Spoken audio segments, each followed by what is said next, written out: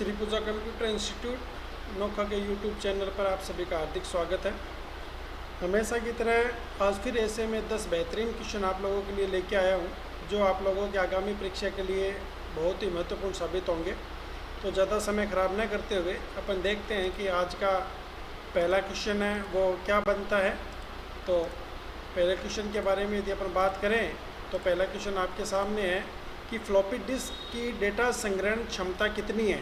भाई floppy disk एक data storage device है, उसकी संग्रहण क्षमता कितनी है 1.44 KB, 1.44 GB, 1.44 MB और 1.44 बाइट। तो इसका पहले मैं राइट आंसर आपको बता देता हूँ और इसका जो राइट आंसर जैसा कि आप सभी को मालूम होगा 1.44 MB है वो इसका राइट आंसर है, यानी कि मेगाबाइट 1.44 मेगाबाइट ये डेटा स्टोर करने की संग्रहण क्षमता है। नेक्स्ट क्वेश्चन की अपन बात करें तो नेक्स्ट क्वेश्चन आपके सामने है कि निम्न में से मास स्टोरेज डिवाइस कौन सी MASS मास स्टोरेज में पहला ऑप्शन आ रहा hard disk, second option floppy disk, third option दोनों और लास्ट ऑप्शन है कि कोई नहीं। तो इसमें जैसे कि इसका राइट आंसर है वो आपके होगा हार्ड डिस्क। हार्ड डिस्क एक मास स्टोरेज है और मास स्टोरेज इसको इसलिए कहते हैं क्योंकि इसमें ज़्यादा डेटा संग्रहित होता है, इस वजह से इसे मास स्टोरेज कहा जाता है, अधिक डेटा संग्रहण होने की वजह से। थर्ड क्वेश्चन की अपन बात करें तो थर्ड क्वेश्चन है कि CD-ROM में डेटा किसकी सहायता से रीड व राइट किया जाता है। CD-ROM है ना, CD कॉम्पैक्ट डिस्क, रोम यानी रीड ओनली मेमोरी। तो CD-ROM में डेटा किसकी सहायता से रीड व राइट किया जाता है। नंबर 1 इलेक्ट्रिकल वो माध्यम हो सकता है, मैग्नेटिक माध्यम हो सकता है, लेजर माध्यम हो सकता है और इनमें से कोई ऐसा नहीं। तो देखिए CD-ROM के अंदर जो डेटा संग्रहित या रीड या राइट करने का जो माध्यम है वो लेजर है कि लेजर के द्वारा अपन CD-ROM के अंदर डेटा को रीड और राइट करते हैं। और इलेक्ट्रिकल और मैग्नेटिक है वो आपके यहाँ पे नहीं है, वो ऑप्टिकल डिस्क के अंतर्गत और हार्ड डिस्क के अंतर्गत आता है। नेक्स्ट क्वेश्चन नंबर 4 कि DVD में डेटा संग्रहण की अधिकतम सीमा कितनी है। DVD यानी कि डिजिटल वीडियो डिस्क या वर्सेटाइल डिस्क भी इसका नाम है, डिजिटल वीडियो डिस्क या डिजिटल वर्सेटाइल डिस्क। तो पहला ऑप्शन है कि 10 GB इसकी संग्रहण क्षमता, 8 GB, 7.5 GB और 4.7 GB। चार ऑप्शन आपके पास में है। तो देखिए DVD की जो संग्रहण क्षमता है वो 4.7 GB इसका राइट आंसर है। 1 लेयर है ये, यानी कि एक साइड में इतना डेटा है वो इसके अंदर स्टोर हो जाता है। 1 लेयर है एक साइड के अंदर। यदि DVD डबल साइड में हो तो उसके अंतर्गत आप लोगों के लगभग 9 GB डेटा है वो स्टोर होता है डबल साइड के अंदर, 9 GB से ज़्यादा, लेकिन एक साइड में 4.7 GB डेटा स्टोर होता है। नेक्स्ट प्रश्न की बात अपन करें तो किस प्रक्रिया में कीबोर्ड डेटा को बिट में बदलता है। यानी जब अपन डेटा कीबोर्ड से कोई लिखते हैं तो वो जब कंप्यूटर में इनपुट होता है तो उस प्रक्रिया को जब बिट के अंदर वो डेटा स्टोर होता है तो बिट में जो डेटा स्टोर होने की प्रक्रिया के लिए माध्यम कौन सा होगा। तो एंटर, एनकोडर, प्रेस की एंड इनमें से कोई नहीं। तो देखो जब अपन डेटा डालेंगे कीबोर्ड के अंदर तो कीबोर्ड को जब हम प्रेस करेंगे तो डेटा जो इनपुट करेगा कंप्यूटर के अंदर तो उसकी जो प्रक्रिया होगी वो एनकोडर एक ऐसा माध्यम है जो कीबोर्ड के डेटा को बिट में बदलता है। और आपको मालूम है कि बिट है वो 0 और 1 का संग्रहण है।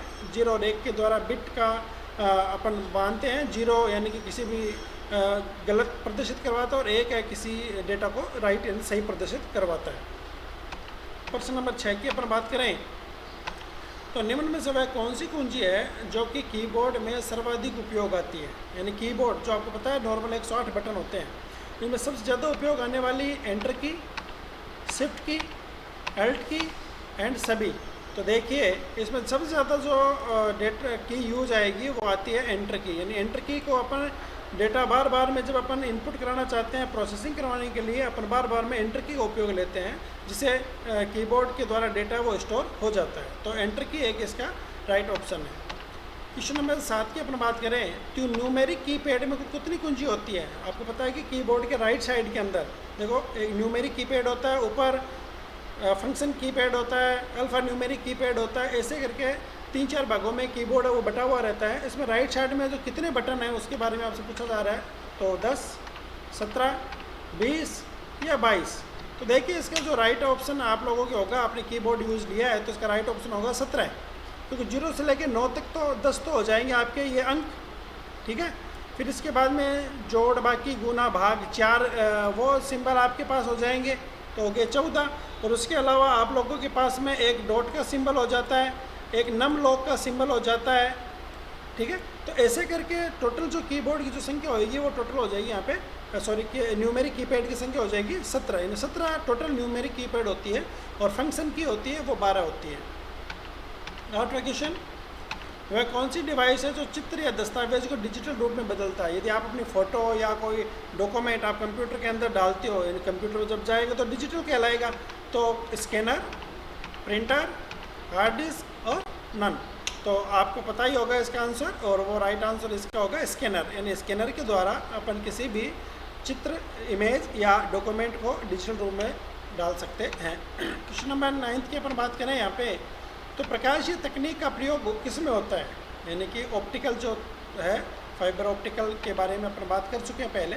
तो ऑप्टिकल टेक्नोलॉजी के बारे में किस में यूज़ आता है? हार्ड डिस्क के में, फ्लॉपी डिस्क में, इंकजेट प्रिंटर में एंड CD रोम में। तो जैसे अभी अपन ने बात की कि CD रोम इसका राइट आंसर होगा, और प्रकाशीय तकनीक का उपयोग लेने वाला ये उपकरण है, डिवाइस है, जिसमें CD रोम है जो लेज़र प्रकाशीय किरण का उपयोग लेता है। आज का लास्ट और अंतिम क्वेश्चन है, वो है प्राथमिक संग्रहण माध्यम, यानी प्राइमरी मेमोरी। प्राइमरी मेमोरी के अंतर्गत प्राइमरी स्टोरेज डेटा किस में स्टोर होता है? तो देखिए हार्ड डिस्क, मेमोरी, CD रोम और चुंबकीय टेप। तो देखो प्राथमिक यानी प्राइमरी डिवाइसेज जो मानी जाएगी यहाँ पे, वो मानी जाएगी मेमोरी। तो प्राथमिक रूप से CD रोम, चुंबकीय टेप, हार्ड डिस्क, ये सारी सेकेंडरी मेमोरी की श्रेणी में आती है। रैम है वो आपके प्राइमरी मेमोरी में आती है, और रैम यहाँ पे मेमोरी को बताया जा रहा है। तो प्राइमरी स्टोरेज जो माध्यम है वो है यहाँ पे मेमोरी। तो आज के ये 10 ऐसे बेहतरीन क्वेश्चन मैं आप लोगों के लिए लेके आया हूँ। बार बार में आप इन क्वेश्चनों को देखोगे, परखोगे, तब आप लोगों को बड़ा अच्छा महसूस होगा, और आगामी जो भी एग्ज़ाम आप लोगों के आने वाले हैं उन एग्ज़ाम में ये बहुत ही सहायक सिद्ध होने वाले हैं। तो आप मेरे ये जो श्री पूजा कंप्यूटर इंस्टीट्यूट का जो चैनल है, इसे सब्सक्राइब और लाइक कीजिए, ताकि आप लोगों को मैं आगे से आगे ऐसे ही 10 क्वेश्चन रोज़ाना बेहतरीन आप लोगों के लिए लेके आऊँ, ताकि आपके जीवन में ये काम आ सके। तो आज के लिए इतना काफ़ी है, फिर कल फिर अपन मिलेंगे और नए 10 ऐसे क्वेश्चन के साथ। तब तक के लिए जय हिंद।